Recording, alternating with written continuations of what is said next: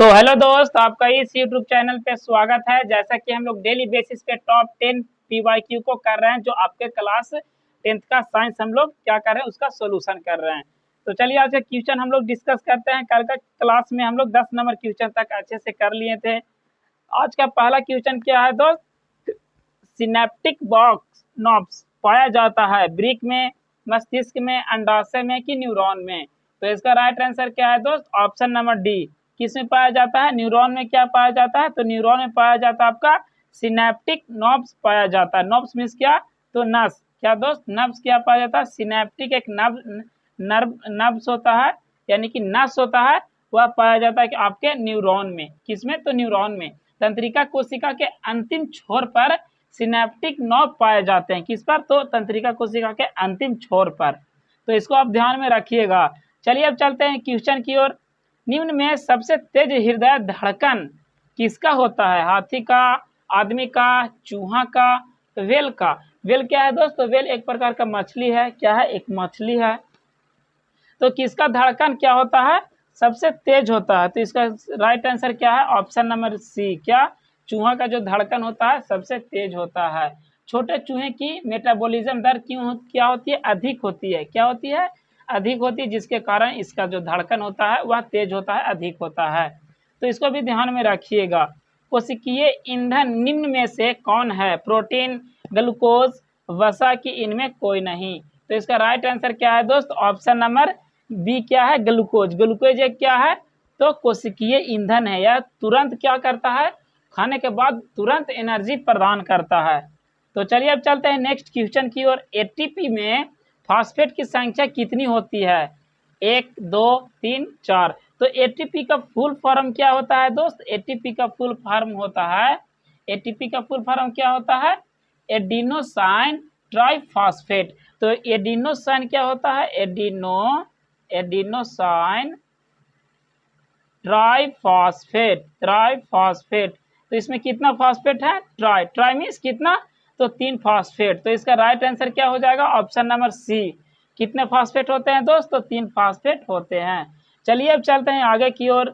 निम्नलिखित में कौन मनुष्य का एक उत्सर्जी अंग नहीं है? क्या कह रहा है? उत्सर्जी अंग नहीं है। उत्सर्जी अंग किसे कहते हैं? जिससे क्या होगा? शरीर के जितना भी अपशिष्ट पदार्थ होते हैं उससे बाहर निकाला जाता है, उसे उत्सर्जी अंग कहते हैं।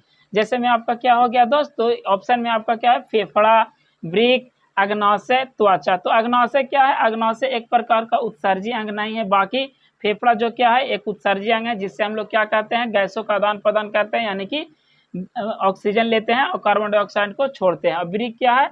यह क्या करता है? तो यह ब्लड को छानता है, पेशाब को छानता है। त्वचा क्या है? त्वचा से पसीना निकलता है, जिससे पसीना क्या होता है?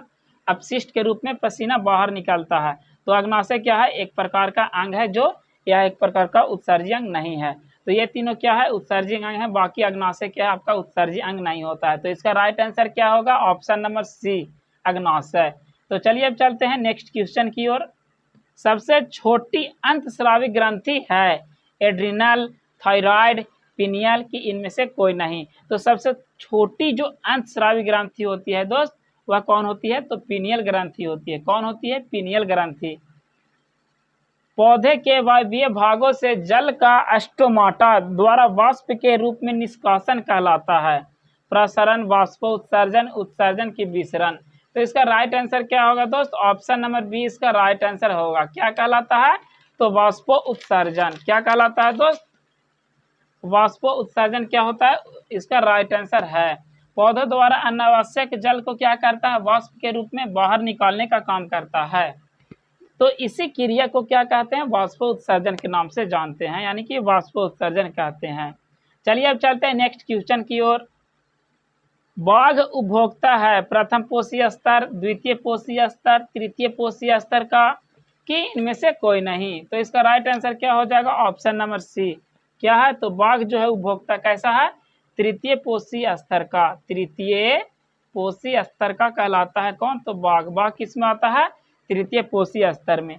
मानव का उद्भव स्थान है भारत, चीन, अफ्रीका कि अमेरिका? तो जो मानव का उत्पन्न हुआ है, मानव की उत्पत्ति होता है, वह कौन सा देश से है दोस्त? तो वह है अफ्रीका। कौन है? अफ्रीका। अफ्रीका।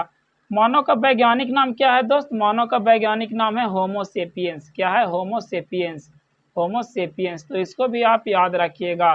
चलिए अब चलते हैं नेक्स्ट क्वेश्चन की ओर, और यह हमारा वीडियो का लास्ट क्वेश्चन होगा। क्रमकुंचन गति पाई जाती है कोलन में, ग्रास नली में, अग्नाशय में कि छोटी आंत में? तो इसका राइट आंसर क्या हो जाएगा आपका? तो जो कर्मकुंचन पाया जाता है वो किस में पाया जाता है दोस्त? तो ग्रास नली में। किसमें? ग्रास नली में हम लोग भोजन खाते हैं तो कर्मकुंचन के द्वारा क्या होता है? शरीर में जाता है और पाचन वहीं से शुरू होता है। तो इस वीडियो में बस इतना ही दोस्त। अगर आपको लगता है कि यह वीडियो आपके लिए थोड़ा भी इन्फॉर्मेटिव हुआ हो तो वीडियो को लाइक करें एंड चैनल को भी सब्सक्राइब करें।